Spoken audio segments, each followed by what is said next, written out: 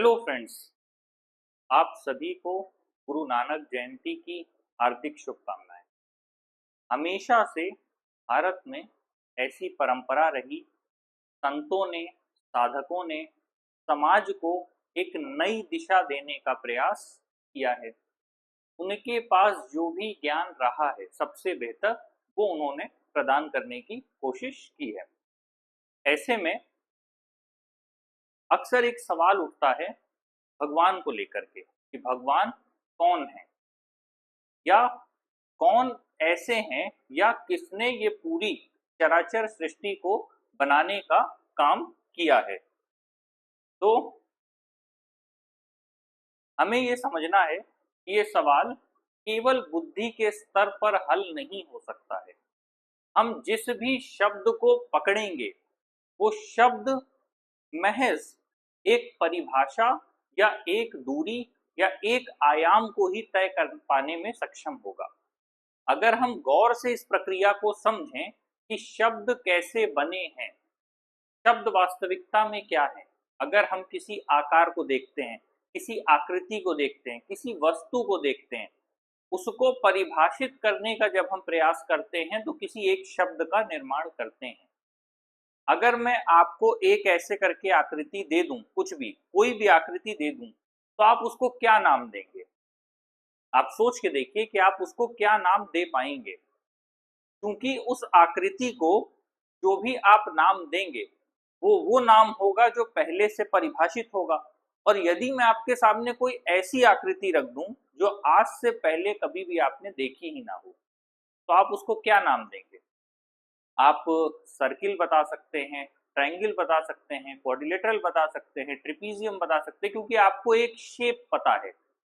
अगर मैं कहूं कोई ऐसी चीज जो शेपलेस हो, और उसको आप क्या नाम देंगे? पहली बार देख रहे हैं, यही सबसे बड़ी समस्या रही है।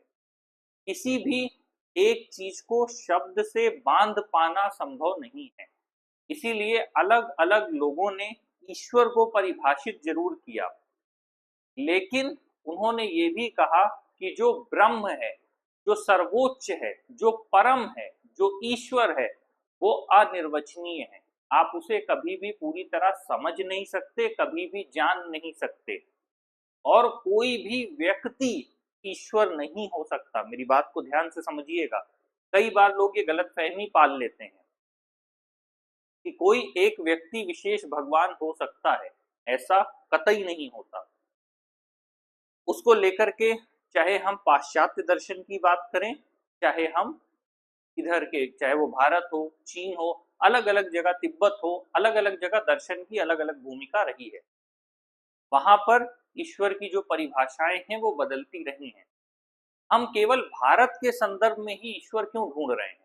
अगर हम कहते हैं भगवान है, तो फिर हम कहते हैं हमारे भगवान है। फिर उन भगवान के भी अलग अलग रूप हो जाते हैं।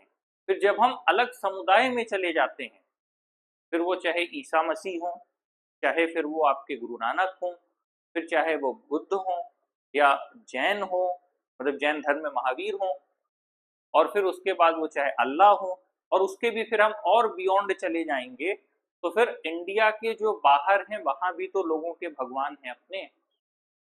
तो अलग अलग जगह अक्सर हम क्या गलती करते हैं, एक मनुष्य होने के नाते हम एक सामान्य मनुष्य हैं।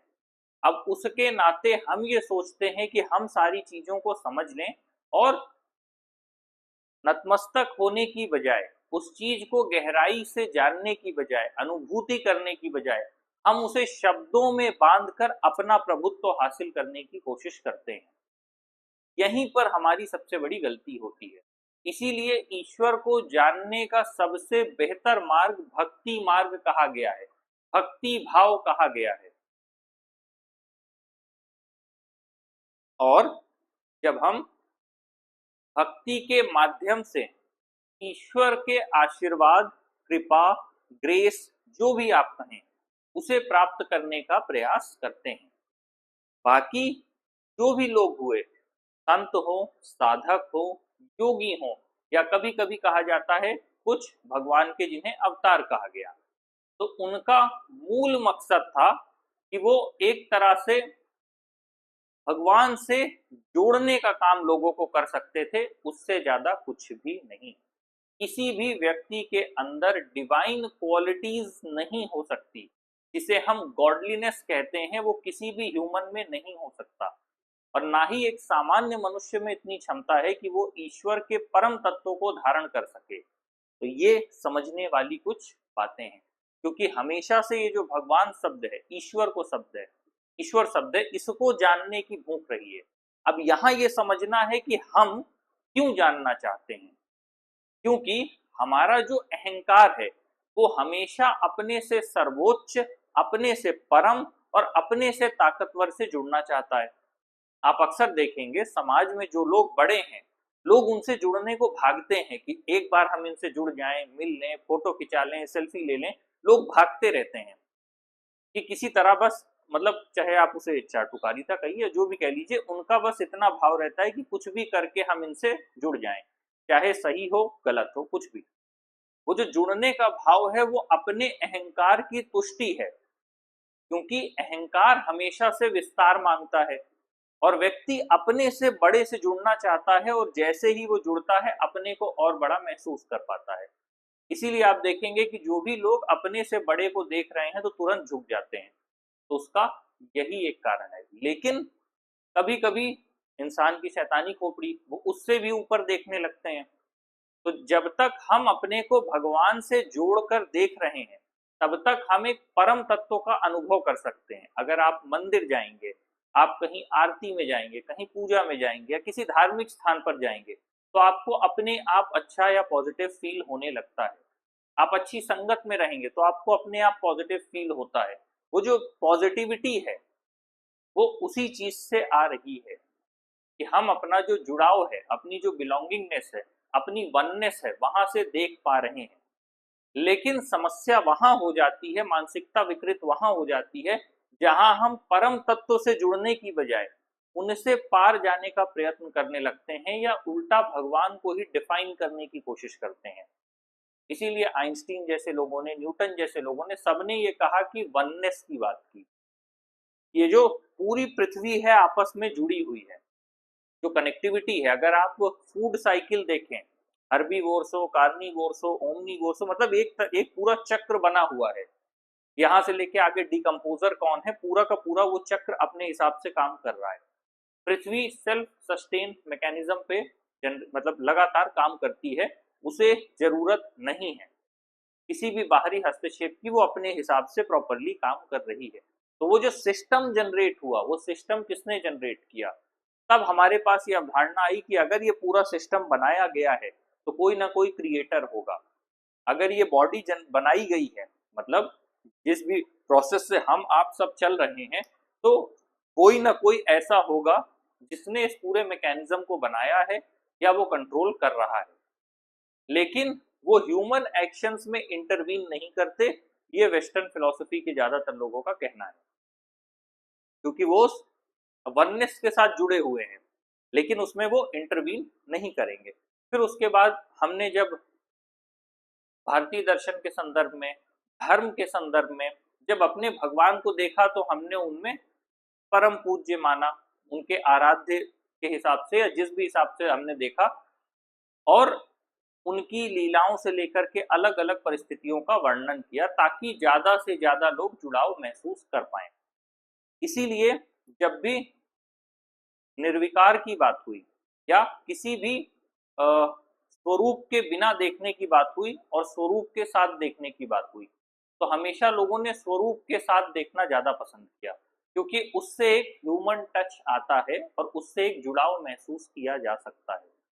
तो ये डिफरेंसेस हमेशा से रहे। तो एक हद तक ये कहा जा सकता है कि जितने भी साधक हुए, संत हुए, उन्होंने समाज को वो रोशनी दी जिसके माध्यम से समाज आगे जा सके और लोग अपने जीवन को बेहतर बनाने के लिए लगातार काम कर सकें। तो जब बात होती है एक Onkar Satnam, there is one God, एक भगवान की बात हुई है। यहाँ पर सिर्फ एक भगवान है जो हर चीज को, इस चराचर संसार को, हम सबको संचालित कर रहे हैं। ट्रूथ इज हिज नेम, कि सत्यता ही उनका नाम है। जब भी हम सत्य से विचलित होंगे, सत्य से दूर होंगे, हम ईश्वर से लगातार खुद को दूर करने का काम कर रहे हैं। ही इज द क्रिएटर, कि वो सब कुछ बनाने वाले हैं। तो ये वही बात है कि अगर हमें ही किसी ने बनाया है तो हम उन्हें कैसे समझ सकते हैं।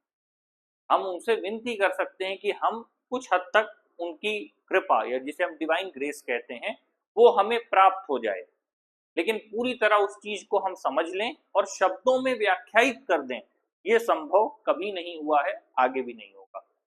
मतलब ये संभव ही नहीं है कि मानवीय भाषा में अगर कोई आपसे पूछे और आप ईश्वर की एकदम सही परिभाषा बता दें, ये संभव नहीं है, किसी के लिए नहीं है। इसीलिए पुराने से लेकर आज तक लोगों ने कहा कि जहां से शब्द खत्म होते हैं और मौन शुरू होता है, वो मौन ही अंतस की यात्रा है।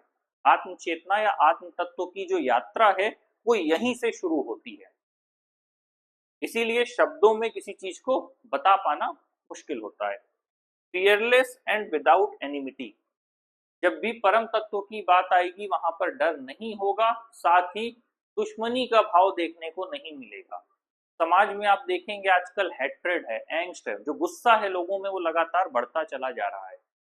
और जो आपस में नफरत है, जो शत्रुता भाव है, जो प्रतिस्पर्धा है, ये उन्हीं लोगों में ज्यादा होगी जो ईश्वर की भक्ति नहीं करते। एनिमिटी का सिंपल सा सिर्फ और सिर्फ यही मतलब है। आज लोगों में हर छोटी छोटी बात को लेकर के नफरत है, चाहे वो घर हो, परिवार हो, समाज हो, राष्ट्र के स्तर पे हो। क्योंकि जब वो छोटे छोटे स्तर पर ही वो दुश्मनी का भाव बढ़ता चला जाता है तो हर आदमी एक दूसरे की टांग खींच रहा है, और जब वो टांग खींच रहा है तो वो अल्टीमेटली आगे जाने के रास्तों को बंद कर रहा है। तो न केवल वो अपने खुद के रास्तों को रोकेगा बल्कि दूसरों के भी रास्तों को रोकने का काम करेगा। एनिमिटी हमेशा टू वे होती है, क्योंकि उतना टाइम और एनर्जी तो व्यक्ति कंज्यूम करेगा ही, तभी ये पॉसिबल है कि आप उस हद तक जाकर के किसी भी गलत काम को कर पाएं, क्योंकि आप टाइम एनर्जी कंज्यूम कर रहे हैं किसी के बारे में सोचने के लिए भी, अपनी उस नफरत को किसी पर निकालने के लिए भी उस लेवल की टाइम और एनर्जी कंज्यूम होगी। इसीलिए जब भी कोई व्यक्ति कहे कि वो साधक है तो आप उसमें देखिए कि उसमें शत्रुता का भाव कितना है, और यदि बहुत ज्यादा है कि हर छोटी बात पे वो दूसरे के साथ अगर युद्ध की स्थिति में है तो फिर वो साधक नहीं कुछ और है, वो ढोंग कर रहा है। बांध चक्को कीरत करो नाम जपो, शेयर व्हाट यू हैव, जो भी आपके पास होगा वही आप दूसरों को देंगे, चाहे वो प्रेम हो या घृणा हो। हम अक्सर समाज में कहते हैं इसी बात को लेकर के, लोग अपनी इंडिविजुअलिटी को लेकर के इतने ज्यादा ऑब्सेस्ड हो गए हैं कि वो इंक्लूसिवनेस की भावना को छोड़ते चले जा रहे हैं। जब तक इंक्लूसिवनेस नहीं होगा और इंडिविजुअलिटी बहुत हावी होगी तो हमेशा मैं की भावना प्रधानता में रहेगी, और जब तक मैं की भावना है तो सिर्फ मेरा कल्याण हो और बाकी जितने भी लोग हैं जो दूसरे हैं उनका बुरा हो। यहीं से फिर जो अभी बताया था वो एनिमिटी का भाव आने लगता है, और जहां से एनिमिटी का भाव आया और अपनी इंडिविजुअलिटी की श्रेष्ठता का भाव आया तो अल्टीमेटली आपके पास हैट्रेड का जो लेवल है वो बढ़ता चला जाएगा और एक लेवल पर आकर के वो वॉयलेंस में कन्वर्ट होगा। इसीलिए वॉयलेंस दो तरीके से होता है, एक प्रत्यक्ष तौर पर देखने को मिलेगा और एक परोक्ष तौर पर देखने को मिलेगा। अप्रत्यक्ष, सिर्फ मौखिक हिंसा ही हिंसा नहीं होती, शारीरिक हिंसा ही हिंसा नहीं होती, बिना कुछ बोले भी मौन रह करके भी जो हिंसा की जाती है, सूक्ष्म हिंसा जिसे कहते हैं, वो सबसे घातक हथियार है। Earn honestly and remember God's name, हमेशा ईमानदारी के साथ काम करें, काम को ठीक रखें और साथ ही कोशिश करें कि जो भी आप अर्जित करें उसे औरों के साथ भी साझा करें एक हद तक, क्योंकि समाज में सीमाएं बनी हुई हैं। क्योंकि जो भी ज्ञान दिया जाता है वो ज्ञान या तो धार्मिक या आध्यात्मिक होता है, लेकिन समाज के साथ वो तारतम्यता नहीं रखता। ये समझने वाली बात है कि जब भी ज्ञान दिया जा रहा है सैद्धांतिक और व्यवहारिक ज्ञान में अंतर आएगा। सिद्धांत के स्तर पर जो बातें स्पष्ट हैं, जो सहज हैं, वो आपको व्यवहार के स्तर पर देखने को नहीं मिलेंगी। तो ये जो फर्क है ये समझने की जरूरत है। जो सिद्धांत दिया जाता है वो उच्चतम मूल्यों और आदर्शों के साथ दिया जाता है, और जो व्यवहार है कभी कभी वो आपको उच्चतम स्थिति में मिलेगा, तो आप आराम से अपना जो इंटरेक्शन है वो कर पाएंगे, और कभी कभी वो निम्नतम स्थिति में मिलेगा। तो दोनों ही स्थिति को संभालने की सक्षमता होनी चाहिए। ऐसा ना हो कि आप ही सत्य के साथ चल रहे हैं, आप ही धर्म के साथ चल रहे हैं और अधर्म करने वाला जीत कर निकल गया। सत्य की कीमत भी तभी तक है जब तक उसे सत्य के लिए लड़ना आता है। ये नहीं होना चाहिए कि सत्य बोल के मैदान ही हार गए। अब ये सैद्धांतिक और व्यवहारिक ज्ञान का अंतर है। सत्य बोलना है, जरूरी है, लेकिन उधर बोलना है जहां पर उस सत्य की कीमत है। जहां उस सत्य का मूल नहीं है वहां बिल्कुल भी बोलने की जरूरत नहीं। इसे व्यवहारिक ज्ञान कहते हैं, इसे झूठ बोलना नहीं कहते, इसे व्यवहारिक ज्ञान कहते हैं, इसे दिखावा करना नहीं कहते। व्यवहारिकता में ये पता होना चाहिए कि सत्य की कीमत भी वही है जहां सत्य विजयी हो सके। आगे की सेंटेंस ध्यान रखिए, सत्य की कीमत वहां है जहां सत्य विजयी हो सके। यदि आप सत्य बोलकर असत्य से हार जाएं तो फिर उस सत्य की कोई कीमत नहीं है। आपने जाकर के सत्य बोला और सामने वाले ने असत्य बोल के आपको हरा दिया, तो फिर उसकी कीमत क्या हुई? तो ऐसी स्थिति में बेहतर है कि आप ये तय करें कि सत्य बोलने के साथ सत्य को जीतना भी जरूरी है। Silence, speak only that which will bring you honour. ये समझने वाली बात है। अभी हमने कहा कि जहां शब्द खत्म होते हैं वहां से मौन शुरू होता है, और मौन की जो भाषा है वो अनिर्वचनीय है, आप उसे शब्दों में नहीं ला सकते, इसीलिए वहां से मौन शुरू है। और अगर आप लाने का दावा करेंगे तो पूरी तरह से आप सही शब्दों में उतार नहीं पाएंगे, क्योंकि उसके लिए सही शब्द बने ही नहीं। जैसे आपने कहा कि एक फूल है, गुलाब का फूल है, आपने उसकी खुशबू ली और 4 अलग अलग गुलाब के फूल हैं। अब मैं कहूं इनको आप लिखिए, इनकी जो खुशबू है वो लिखिए। खुशबू तो आप उसकी क्वालिटी बता रहे हैं, लेकिन इस खुशबू को आपको लिखना है तो कैसे लिखेंगे? फिर से आप लौटेंगे कहाँ?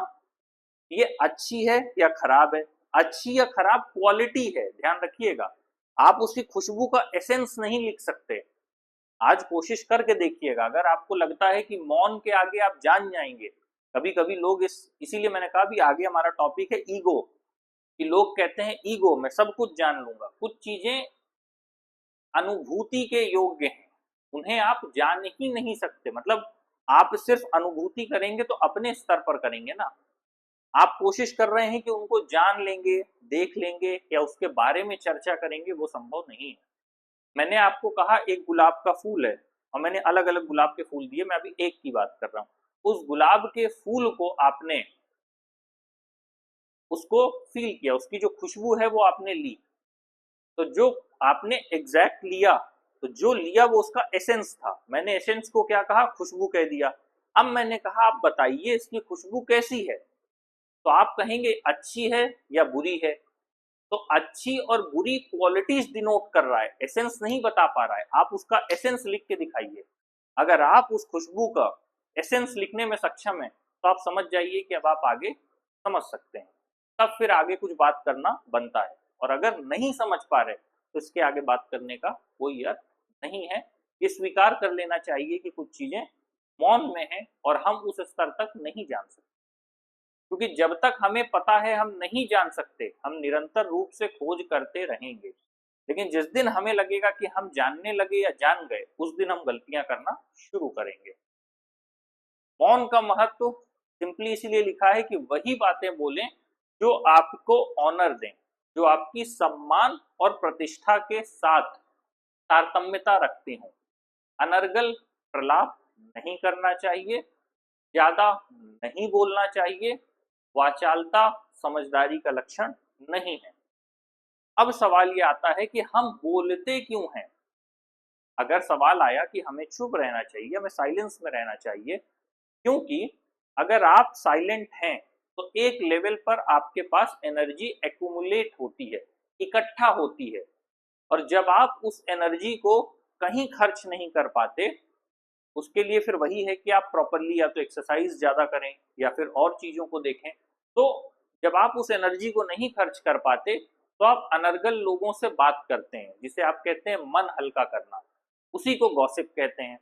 और जब आप लंबी बातचीत करेंगे तो आप कोई भी ऊट पटांग बात करना शुरू करेंगे, जिसका ना सिर होगा ना पैर होगा, बिना मतलब की बात होगी, ना वो सामाजिक होगी, ना आर्थिक होगी, ना राजनैतिक होगी, ना राष्ट्रीयता से संबंध होगी, उसका संबंध किसी से नहीं होगा। बस आप बोल रहे हैं, क्यों? क्योंकि आपके पास एनर्जी एक्यूमुलेट है, उसे आप वेंट ऑफ कर रहे हैं। इसीलिए कहा जाता है कि ज्यादातर साधकों से मिलेंगे जब आप, वो हमेशा मौन रहना पसंद करते हैं, क्योंकि वो अपनी एनर्जी सेव कर रहे हैं, वो एनर्जी को एक्यूमुलेट रहने देते हैं, वो दूसरे कामों में लगाएंगे। समझदारी भी वही है, वो साधक से मतलब नहीं है, हर समझदार व्यक्ति यही करता है। लेकिन कुछ लोग जिनमें बोलने की आदत ज्यादा है, वो लगातार क्या करेंगे, कहीं फोन लगा लेंगे, 2-2 3-3 घंटा बात कर रहे हैं, तो वो जो बातचीत होगी वो अनर्गल प्रलाप की होगा। अब ये रीजन है हमारे बोलने का, क्योंकि हमें एक लेवल पर जब एनर्जी महसूस होती है तो हमें लगता है कि हम इसे हल्का करें, वेंट ऑफ करें, किसी से बात करें, तो फिर हम ऊट पटांग बात करते हैं। तो ये रीजन है बोलने का। अब सवाल है कि अगर नहीं किसी से बात करें तो क्या करें? या तो आपका एक लेवल हो, वैसी फ्रेंडशिप हो, या आप कुछ मीनिंगफुल बात शेयर कर रहे हैं, या उससे भी आगे जा करके नहीं कुछ है तो आप अपनी कोई बुक खोल लीजिए, तेज तेज पढ़ना शुरू कर दीजिए। बोलना एक प्रक्रिया है, बात को समझिए, ये एनर्जी को डिक्रीज करता है। बोलना आपकी बाध्यता है अगर, तो उस बाध्यता से बचने का तरीका है, rather than going on gossiping, आप कोई किताब खोल लीजिए, उसे बैठ करके पढ़िए। नहीं है तो नाम जप करिए, तेज तेज आवाज में लगातार नाम जप करते रहिए। ज्यादा अच्छा तरीका है कि कोई अच्छी बुक उठा लें, इंग्लिश, हिंदी, उर्दू, संस्कृत, जो पसंद आए उसको उठा लें और लगातार तेजी से पढ़ना शुरू कर दें। उससे क्या है, आपका एनर्जी का लेवल डाउन होगा और आप अननेसेसरी गॉसिपिंग में नहीं जाएंगे। तो ये एक रीजन है। और ध्यान रखें, जो भी चीज अपनी खुद की या किसी दूसरे की भी, मैं ऐसा नहीं कहूंगा कि सिर्फ अपनी प्रतिष्ठा का ख्याल रखना है, जब बोल रहे हैं तो ध्यान रखें कि दूसरी की प्रतिष्ठा को ना आहत करें। हाँ, वो एक अलग बात है कि जब आप क्रिटिसिज्म करते हैं तो फिर किसी को रोकने के पर्पज से आप थोड़ा शब्दों को खराब करते हैं। और हालांकि वही बात है कि क्रोध में जब आप बोलेंगे तो कुछ शब्द इधर उधर होने की संभावना होती है, लेकिन प्रयास यही होना चाहिए कि ना अपनी प्रतिष्ठा और ना सामने वाले की प्रतिष्ठा को धूमिल करने का काम करें। इतनी समझदारी होनी चाहिए कि आप कब किससे क्या बात कर रहे हैं, और उतनी शांति रखना चाहिए। और ये ध्यान रखना चाहिए कि ना अपनी प्रतिष्ठा ना दूसरे की प्रतिष्ठा आप खराब करें, क्योंकि बाद में जब उन चीजों को आप कैलकुलेट करेंगे तो वो शब्द, वो वाली बात है ना कि वो ऐसे बाढ़ है कि एक बार कमान से निकल गए तब वो वापस नहीं आएंगे। तो ऐसी चीजों से बचना चाहिए। Truth is high but higher still is truthful living. वही बात है कि यहाँ सत्य की बातें सब कर रहे हैं, सैद्धांतिक और व्यवहारिक ज्ञान में अंतर होना चाहिए। सत्य की बातें यहाँ सब कर रहे हैं, लेकिन सत्यता के साथ जीवन जीना ये एक अलग बात है। कई बार लोग आपसे, वो चाहे ऑफिशियल लेवल पर हो, पर्सनल रिलेशन के लेवल पर हो, बिजनेस के लेवल पर हो, पर्सनल लाइफ के, मतलब किसी भी एस्पेक्ट में हो, लोग सामने से कुछ और बोल रहे हैं, पीठ पीछे से कुछ और आ जा रहा है। मतलब अगर हम रेंज तय करें, सामने से ये बात कहा और पीछे से उन्होंने कुछ और एक्शन लिया, तो जो एक्शन है उनमें डुअलिटी है, शब्दों में कुछ और है और एक्शंस में कुछ और है। तो जब वर्ड्स और एक्शंस मैच नहीं करते तो फिर यहाँ पर समस्या होती है। आप डील भी उन्हीं के साथ कर सकते हैं जिनके वर्ड्स उनसे मैच कर रहे हैं, उनके एक्शन से। उन्होंने ट्रुथफुलनेस का वादा किया तो ट्रुथफुलनेस के साथ चल रहे हैं, पता चला सत्यता की बात की और पीठ पीछे आप पर हमला कर दिया। तो अधिकांश परिस्थितियां वैसी ही होती हैं। तो फिर इसीलिए लोग एक वक्त के बाद झूठ बोलने लगते हैं, ये एक समस्या होती है। जब लोग, वही बात है ना कि सत्य वहां बोला जाता है जहां उसकी कीमत हो। जब सत्य अपनी कीमत गंवाने लगता है तो फिर वो भी झूठ का साथ कर लेता है। और सैद्धांतिक और व्यवहारिक में व्यवहारिक ज्ञान ही हमेशा जीतता है। तो केवल सत्य की बातें करना जरूरी नहीं है, उस सत्य को अपने आचरण में ला करके उतारने की भी जरूरत है। तो इसीलिए कभी किसी से जब भी बात करें तो बड़ा प्रैक्टिकल वे में देखें, क्योंकि लोग अक्सर कहते कुछ और हैं, करते कुछ और हैं। ऊपर से कुछ और किया, पीछे से कुछ और कर दिया, नीचे से कुछ और कर, मतलब कि अप एंड डाउन वाला जो चीज है वो थोड़ा ध्यान रखना पड़ता है। बर्न वर्ल्डली लव, ये जो दुनिया का बनाया हुआ तामझाम और प्यार है, इसको जला दीजिए। जलाने के बाद क्या करना है, जो राख बचेगी उस राख से एक ऐसी इंक बनाइए कि उस इंक से अपने दिल से निकले हुए अल्फाजों को अपनी समझदारी के साथ पन्नों पर लिखने का प्रयास करिए। ठीक, तो कोशिश ये करनी है कि अपने दिल से निकलने वाले जो अल्फाज हैं उनको पंक्तिबद्ध करिए, लयबद्ध करिए और दूसरों को प्रकाशित करने के लिए, उनके जीवन में उजाला देने के लिए काइंडनेस थ्रू योर वर्ड्स कुछ अच्छी बातें लिखें। आप देखेंगे अक्सर जो भी लोग ऐसे हैं, जो भी कह लीजिए कि सेलिब्रिटीज हैं, या फिर सेलिब्रिटीज अलग शब्द हो जाएगा, मान लीजिए कोई कवि हो सकते हैं, कोई शायर हो सकते हैं, कोई आध्यात्मिक गुरु हो सकते हैं, या फिर नॉर्मल टीचर स्कूल के हो सकते हैं। अक्सर लोग गुड मॉर्निंग मैसेजेस डालते हैं। उस गुड मॉर्निंग मैसेज का सिर्फ यही मतलब होता है कि जो भी उन्होंने लिखा है, जो भी अपने से समझ के उन्होंने समझा है, जो भी लिखा है वो दुनिया को बता सके और अपने फॉलोअर्स या लोगों तक वो बात पहुंचा सकें, जिससे कि जो भी लोग अपनी लाइफ में टफ टाइम फेस कर रहे हैं वो अपने जीवन को बेहतर बनाने के लिए थोड़ा और आत्मिक संबल की प्राप्ति कर पाए।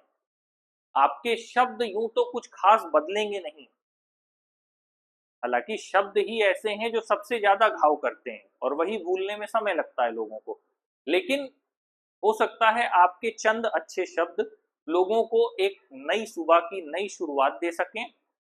साथ ही हो सकता है कोई अपनी टफ टाइम से गुजर रहा हो, उसकी लाइफ में अपनी अलग तरह की बैटल हो, वो डिजीज हो सकती है, पर्सनल लाइफ इश्यूज हो सकते हैं, किसी तरह के लीगल इश्यूज हो सकते हैं, तो उसमें से उसे फाइट करने में थोड़ा बेहतर महसूस हो या वो एक आत्मिक संबल महसूस करे, जिससे कि वो अपने जीवन में कुछ और बेहतर कर पाए। In ego the world is lost, forgetting the true name. Again वही बात है कि जब हम ईगो से सोचते हैं, ईगो इतनी खराब चीज है कि वो सामने वाले व्यक्ति को अंधा कर देती है पूरी तरह से। आप उस व्यक्ति को कुछ भी समझा लीजिए, उसको समझ में नहीं आएगा। ईगो की प्रॉब्लम ही ये है कि सामने वाला हर बात में खुद को सही मानने लगता है, पहली समस्या। दूसरा, आप जो भी उसको समझाएंगे वो उसका कुछ ना कुछ अर्थ निकालेगा, दूसरी समस्या। तीसरा ये है कि वो अपने को हर बात में सही मानेगा, आप उसको कुछ भी करके दे दीजिए वो मानेगा नहीं व्यक्ति। कभी कभी ऐसे आध्यात्मिक लोगों से भी पाला पड़ जाता है जो अपने को सही मानकर बैठे हैं, आप उनको समझा ही नहीं सकते। उसका मेन रीजन क्या है, ईगो, मैं बड़ा हूं। और जब मैं बड़ा हूं तो फिर वही बात कह रहा हूं, ट्रुथ और ट्रुथफुलनेस में अंतर है। सत्य बोलना और सत्यता की बातें करना और उस सत्य को अपने जीवन में उतारना। तो ये जो ईगो है, ये जब लेवल हाई हो जाता है तो ये कहता है कि मैं सब कुछ जान लूंगा, मैं क्रिएशन भी जान लूंगा, मैं क्रिएटर भी जान लूंगा। फिर ये परे जाने की बात करने लगते हैं। आपको ऐसे आध्यात्मिक लोग मिलेंगे जो हमेशा डिलेमा में रहते हैं। डिलेमा समझ रहे हैं? डिलेमा से मतलब है एक ऐसी कंफ्यूजन वाला स्टेट जिसमें वो कुछ ऐसा ढूंढते रहते हैं जो एग्जिस्ट ही नहीं करता, क्योंकि उनका कहना है कि जो लौकिक चीजें हैं उन्हें हम नहीं मानेंगे, हम इसमें कुछ पारलौकिक निकालेंगे, परे निकालेंगे कुछ। और जहां भी पारलौकिक की बात है उसमें ये तय कर पाना बड़ा मुश्किल है कि किस हद तक आपका ज्ञान सही है और किस हद तक ज्ञान गलत है। तो होता यह है कि इस तरह के कंक्लूजन्स लोग लगातार ड्रॉ करते रहते हैं और फिर कहीं और पहुंच जाते हैं। तो ये समझना बहुत जरूरी है क्योंकि आउट ऑफ ईगो है। अगर मैं कहूं ये पेन है, अब आप जानते हैं कि ये पेन है, लेकिन मैं कहूं कि आपको बस इसे देखना है बिना कुछ डिफाइन किए, अब आपके लिए बहुत बहुत बड़ी प्रॉब्लम होगी। तो अधिकांश लोगों के साथ यही प्रॉब्लम हो रही है कि वो किसी चीज को देख नहीं रहे, उसको डिफाइन करने के पीछे भाग रहे हैं। हम बताएंगे, हम बताएंगे क्या है, हम बताएंगे, बिना ये जाने कि क्या है। इसको शांति से ऑब्जर्व करिए, देखिए, समझिए और इसे बस लगातार देखते रहिए। ये एक कृति है तो ये क्या है, लेकिन हम बड़ी जल्दी में हैं इसको कलम बोलने के लिए कि ये कलम है। तो मेरी बात समझ रहे हैं? कहने का ये अर्थ है कि हमने हर चीज को, जो मैंने अभी शुरू की जहां से क्लास, हमने हर चीज को शब्दों में बांधने की इतनी जल्दी कर दी है कि हम कुछ भी उसे जल्दी से बोल देना चाहते हैं, और जैसे ही हम कुछ बोलते हैं उसका मतलब निकाल लेते हैं। बैक ऑफ द हेड हम पहले से तैयार बैठे हैं। अगर मैंने कहा पेन, जल्दी से मेरे दिमाग में इमेज आ गई, उससे फिर मैंने सोचा नहीं इस पेन से साइन होगा, पेन से होगा, पेन से होगा। आधे से ज्यादा लोगों की समस्या ये है कि उनको आप एक शब्द दे दीजिए, वो एक शब्द पकड़ लेंगे, उस शब्द को लेके फिर भागने लग जाएंगे, और वो कहां से कहां निकल गए उनको पता ही नहीं है। सॉरी। इसी को मानसिक जुगाली कहते हैं, कि आप एक ऐसी जुगाली में फंसे हुए हैं, एक ऐसी मानसिक जुगाली कर रहे हैं जिसका कोई महत्व ही नहीं है, लेकिन चूंकि आपको उसमें मजा आ रहा है तो आप उसमें फंसते चले जा रहे हैं। और मजा से ज्यादा आपका ईगो आपको ये मानने नहीं दे रहा है कि उस चीज में कुछ भी नहीं है, मुझे बैठकर थोड़ा समझना होगा। मुझे किसी चीज के पीछे भागने की बजाय अपने बनाए हुए, क्योंकि अगर आपने एक थॉट क्रिएट किया, दूसरा उससे जुड़ा, तीसरा जुड़ा, चौथा जुड़ा, पांचवा जुड़ा, अब आपके पास चेन ऑफ थॉट्स हैं। अब आप किसी भी चीज को डिफाइन करेंगे, इस पेन को भी डिफाइन कर रहे हैं तो इस चेन ऑफ थॉट से डिफाइन कर रहे हैं, आप स्वतंत्र रूप से इसे नहीं देख रहे हैं। तो कहने का मतलब, ईगो हमारे साथ यही करता है, हमें अंधा कर देता है। जो सामान्य चीजें हैं उनमें भी हम पारलौकिक चीजों को जब ढूंढने लगते हैं तब इस तरह की समस्याएं सामने आती हैं। By listening to the divine word, one attains the wisdom. इसीलिए कहा जाता है पूजा, अर्चना, कीर्तन, नाम जप, जितनी भी चीजें हैं, या फिर अच्छी किताबें पढ़ना, सत्संग करना, सत्संग में जाना, इन माध्यमों से हम विजडम को अटेन कर सकते हैं। हमें भगवान ने इस तरह से बनाया है कि अगर ये जीवन है तो हम अंधकार की तरफ अपने आप जाते हैं, मतलब ढलान की तरफ, नीचे की तरफ, और ऊपर जाने के लिए हमको बहुत से सहारों की जरूरत पड़ती है। ठीक, तो ये हमारे जीवन का सिंपल सा फंडा है कि अगर ये है तो हम ऐसे अपने आप जाएंगे। तो जब हम नीचे जा रहे हैं, डार्कनेस में जा रहे हैं, उससे हमें ऊपर जाना है, तो हमें क्या जरूरत होगी? पहली जरूरत नॉलेज की होगी, ज्ञान की जरूरत पड़ेगी। जब धीरे धीरे हम नॉलेज गेन कर लेंगे, एक लेवल पे विजडम अटेन कर लेंगे, तब हमें फिर साधना की जरूरत होगी। ज्ञान, पहले एक स्तर का ज्ञान हो, ज्ञान के बाद ध्यान होगा, और ध्यान के साथ ज्ञान चलेगा। तब ये एक दूसरे से जब एक साथ आएंगे तब आप सामान्य तौर पर सही से साधना कर पाएंगे। बिना ज्ञान प्राप्त किए आप ध्यान भी नहीं कर पाएंगे, और बिना ध्यान किए आप और ज्यादा ज्ञान नहीं प्राप्त कर पाएंगे। तो दोनों एक दूसरे के साथ चलने वाली चीजें हैं। तो अगर आप डार्कनेस में जा रहे हैं तो इट्स द फर्स्ट स्टेज कि आपको अपने आप को ऐसे लाना है।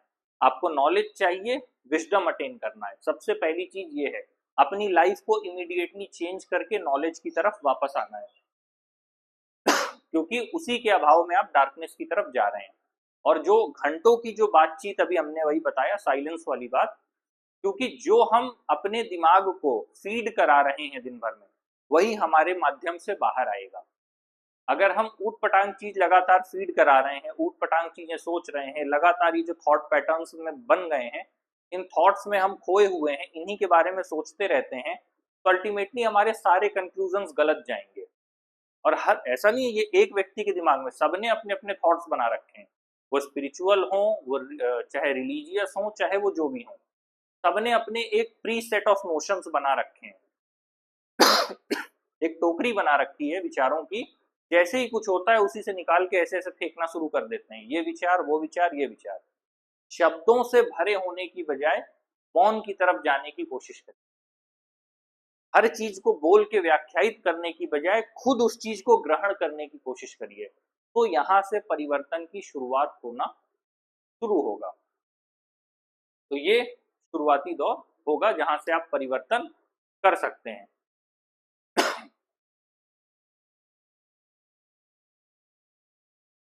It explains that spiritual freedom comes not from renunciation. Basically जो भी हम स्पिरिचुअल फ्रीडम की बात करते हैं उसका मूल महत्व तो किसी चीज को छोड़ना नहीं है। जीवन का कोई भी हिस्सा हो, धर्म अर्थ काम मोक्ष हो या कुछ और हो, किसी भी हिस्से को छोड़ना नहीं है, बल्कि उस चीज को अच्छे से समझना है, जिससे कि उस चीज में डूबने से हम बच सकें, उस चीज के पीछे भागने से बच सकें।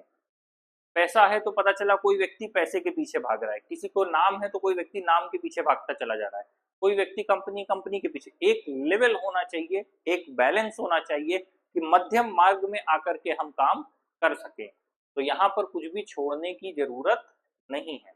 तो लास्टली मैं यही कहूंगा कि लगातार शब्दों को पकड़ने के पीछे भागने की बजाय कोशिश किया जाए कि अब एक समस्या ये है, जिसके पास शब्द ही नहीं है तो उसके पास जो भी मन में भरा है वो उलटने को तैयार है। एक समस्या ये। दूसरी समस्या क्या है, जिसने अपने को शब्दों से भर लिया है, जिसने ज्ञान प्राप्त कर लिया है, जिसने किताबें बहुत ज्यादा पढ़ ली है, 100-200 किताब पढ़ रखी हैं, उसके साथ और गंभीर समस्या है। जो बिना पढ़े बोल रहा है वो तो अनर्गल प्रलाप करेगा, और जो पढ़ के बोल रहा है ठोस और सत्यता के साथ, अब उसका अहंकार उच्च स्तर पर है, अब वो जो बोलेगा उसको समझा पाना और मुश्किल। यहाँ सबसे बड़ी समस्या हो गई, क्योंकि एक को तो पता है कि जब आप उसको थोड़ा समझाएंगे तो वो समझ जाएगा, थोड़ा डांटना पड़ेगा लेकिन वो समझ जाएगा कि मैंने कुछ गलत बोला, अनर्गल प्रलाप कुछ कर दिया। लेकिन जो ज्ञान के साथ भरा हुआ है, जो जिसने ज्ञान प्राप्त किया है वो ज्ञान से भरा है, और उसे लग रहा है कि वो जो बोल रहा है वो आखिरी सत्य है, और वो किसी की सुनने को तैयार नहीं है, समझने को तैयार नहीं है। सुनना अलग चीज है, समझना अलग चीज है। सुनते हम सब हैं लेकिन समझते नहीं है हम। दूसरों के दुख हम सब सुन रहे हैं लेकिन समझ थोड़ी ना रहे हैं। सुनना अलग चीज है, समझना अलग चीज है। अगर हम समझेंगे तो हमें महसूस होने लगेगा, और जब हमें महसूस होगा तो फिर हम उसके लिए निदान ढूंढेंगे। लेकिन हम तो सब सुन रहे हैं, सुन तो हम सभी रहे हैं, लेकिन हम में से कोई समझना थोड़ी ना चाहता है। ये डिफरेंस यहाँ पर आता है। तो वही हालात यहाँ पर भी है, अध्यात्म के भी, कि कोई व्यक्ति सुन तो रहा है लेकिन वो समझ नहीं पा रहा। क्यों नहीं पा रहा? क्योंकि उसके अहंकार का स्तर इतना ऊपर हो गया है, उसने जो बाहर से ज्ञान ग्रहण कर लिया है उस ज्ञान को इतना ठोस कर लिया है कि उसका मानना है कि मैं जो जानता हूं वही आखिरी सत्य है। तो जब आप इस परिस्थिति में आ जाएंगे तो फिर बहुत मुश्किल है कि आपको कुछ भी नया सिखाया जा सके। इसीलिए जीवन में हमेशा संभावना रखनी चाहिए कि मैं सब कुछ नहीं जानता, और जो दूसरे बोल रहे हैं मुझे भी उनकी बातें ध्यान से सुनना चाहिए। हर व्यक्ति को एक स्तर का ही ज्ञान होता है, एक क्षेत्र का ज्ञान होता है, बाकी सारे ज्ञान किसी को नहीं हो सकते। तो उम्मीद है ये क्लास आपको समझ में आई होगी। बस यही है कि नाम जप करते रहिए, अपने विचारों को थोड़ा नियंत्रित रखिए, और जो भी सबसे बेहतर समाज के हित में हो सकता है वो करने का प्रयास कीजिए, और सैद्धांतिक और व्यवहारिक ज्ञान के बीच का अंतर याद रखिए। Okay, thank you very much.